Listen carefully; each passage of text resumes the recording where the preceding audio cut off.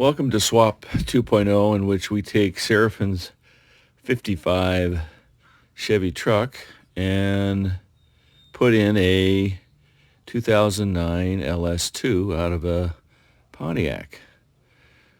Got the engine in yesterday, and I tried to utilize the existing motor mounts, which I'll show you right here, which are kind of nice. I really like them because they're cast aluminum.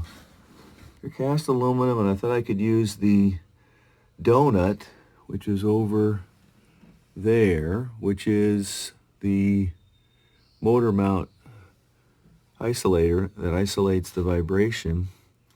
But it's just too tall. It's about 4 inches tall, and I couldn't get it in there.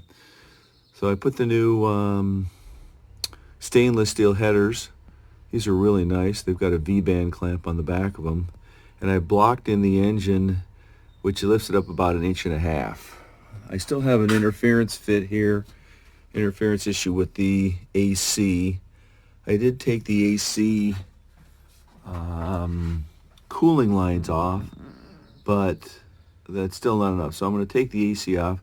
Almost always on these swaps, the low mount AC just does not want to live in these cars. We do have a really nice clearance issue on the bottom. You can see this actually is the part of the reason we got a deal on this engine, because the oil pan is cracked. We have a new oil pan to put on, but I got plenty of room in the cross member, so I'm going to probably move it up about 2 inches with a new motor mount setup from Speedway. So hopefully we'll be able to get that tacked in today. You can see what it looks like. I spent the better part of the morning prepping the LS2 to get ready to go in. You can see it has a really interesting rear suspension mount that I think I'm going to be able to use. These don't use a yoke, a conventional yoke. They used a 3-bolt system in which they put a rubber donut in there, and that acts as the U-joint. I haven't done one of those before. We've stripped out the wiring harness because the guy that I'm using, 150 Tunes in Spokane, he just builds them from scratch. It's easier than stripping them out. Here's the remnants of the wiring harness. This is a little bit different in that it mounts forward like a truck. The ECU is up front. A lot of times the car ones are in the back rather than the front. These are our Speedway motor mounts with the ICT billet adapter plates. There's actually 4 positions you can move it. I put it in kind of a position so that I can move the engine back, and we'll see how that fits in later.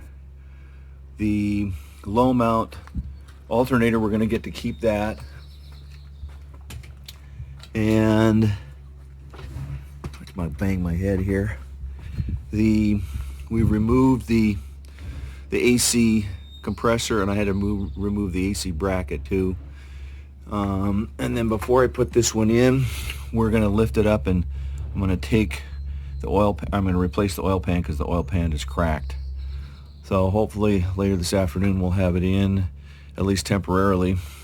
I've chose to do it this way because I have a jig here that we thought we would use to place right here. This is where the bolts go through for an early mount or a clamshell mount.